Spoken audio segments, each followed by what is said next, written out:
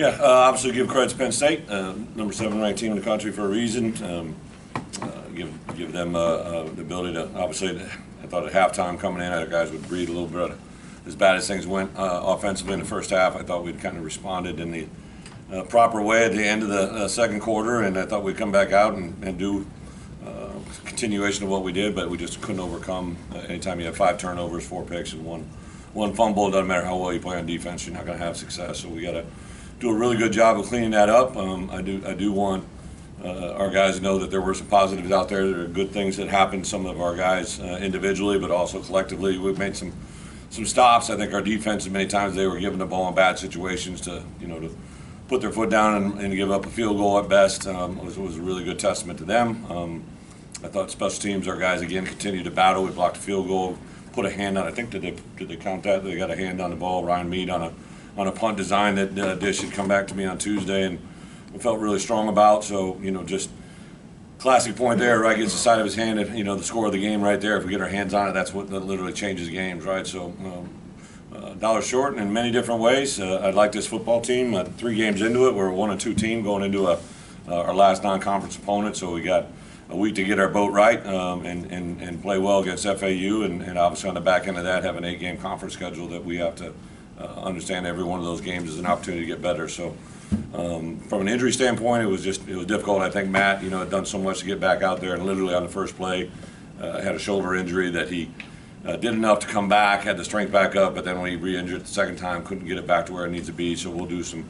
I know they'll do some tests on that later today. Don't really know the severity of that, other than it just took him out of the game. I gave a lot of grit to our guys. I think Isaiah Adams got rolled up on that knee again and kind of twinged it, and Hunter came in and did a nice job, but then Isaiah came in and finished it, and I thought Isaiah to move over to right tackle and do that within a week's window. It just speaks testament to who he is, so I'm excited for him. Got Caden Fagan involved, Aiden Lawfrey involved, got some new guys touching the ball. It's good to see Malik make the play in the end zone there at the end of the game and a contested catch, so I think we're finding more players, which you need to do as the season comes along. So disappointed, obviously our fans were out there today. We made a lot about this, a great opportunity to show them, and obviously didn't get a win for them, but I do know our guys compete, and we're going to put ourselves in a position to keep grinding and hopefully get a chance to win more games here in the short future. So with that, we'll open up for questions. Red defense played really well today. What led to that after some struggles? I think a couple things. First, after 2 games, we definitely had to take an inventory of where we're at, what we're doing. I showed, I didn't talk to it with our defensive players, but I showed our coaches, like, listen, we all had meetings and we had things we had to talk about. We had to stop giving up free yards, which I think was huge. And then the penalties, I don't know if defensively had one in a game, but it was definitely a lot different for them in that regards. And then, my first year here, we gave up just under, it was like 498 UTSA, and then we gave up 560 to Virginia. And I remember at that time having a conversation with the coordinator and everybody involved and said, hey, listen, we just can't play this way. We got to shut it off. And that's kind of what we had. Listen, I can understand, a first down. I can understand the 3rd and 4th that they convert. What we can't give up is 36, 46, 38, 18, 19. Those plays just had to stop. So there was still one before the end of the half today. I wish we could take that one back. I gave them a cheap 3 right before the half, which unfortunately gave them a little bit of mojo coming into the second half. But I thought our guys overall prepared well, which is why they played well. Coach, what's your take on the 4 picks? Is there a common theme with those 4 throws? Well, he threw them to the wrong guy, right? Just what it is. I understand 3rd down plays, right? But for us to be successful, who's ever in a quarterback, you can't have early down interceptions. We can't convert. We can't have that first drive, come and not put ourselves in a position to come away with points. We put so much into the start of the game. I basically give them 3 keys every week. The first was to identify, adjust, and excel on the things that we did from last week to get to where we were this week. And then Tuesday, Wednesday, Thursday, I just asked all the coaches to identify issues, adjust, and excel the next day. And then we wanted to put it into game plan mode on Saturday. But the first football one was to start fast and play physical. And I thought for the most part, offensively, defensively, we did that. That first drive to have it end that way was frustrating, and have a missed field goal opportunity. It was just a lot lot of things that didn't. For you to beat the number 1 or the number 7 team in the country, you got to have those things work, and they didn't. Brett, is one of the positives what you're getting out of Reggie Love with the opportunities he's getting? Yeah, I thought Reggie was. Reggie's just been solid since I've been here. I've been excited to see him. He took over. He started he started the game. I know him and Josh roll through, but boy, he just got a nice little burst to him. He's patient. He understands. He's got a really good demeanor. I did like Josh's response. Obviously, I know he'd take back that play. He just didn't protect it well enough. But I was excited to see Caden get in there, Aiden Lawfrey to get in there and make a play. You're going to have to. Every year I've been in this league, you've liked. I've always had a main guy and a second guy, but you'd like to have 3 guys that can kind of come in and play winning football. And hopefully we found that. How fragile can it be for a quarterback? Let's say Altmaier's age, or any quarterback, but not just the 4 picks. The first drive undershot an open Bryant right over the top. Just a really tough day. And that's my fault, right? Like when we recruit quarterbacks, I tell them, for me as a head coach, like it's always going to be on my shoulders. So we didn't have a good enough game plan for him to be successful, and I obviously want him to take these moments and grow. I don't think any reason will change who's going to be our starting quarterback next week. I mean, I'll take a look at it, but I've seen this guy play some really good football, right, and do some good things in practice. He really doesn't waver. Tremendous faith kid that probably in that moment just wanted to make something more than he needed to do. And I've always just kind of believed, right? I understand third down interceptions. I understand you're going to get trick coverages and different things, but you can't have early down interceptions. We just can't. Never been a good football team that's won with early down interceptions. Interceptions are a part of the game. We're going to do with it, but we have to. Early down football is being efficiently with the football and the run game and the throw game to give you a chance to play another down, and that's what we got to do.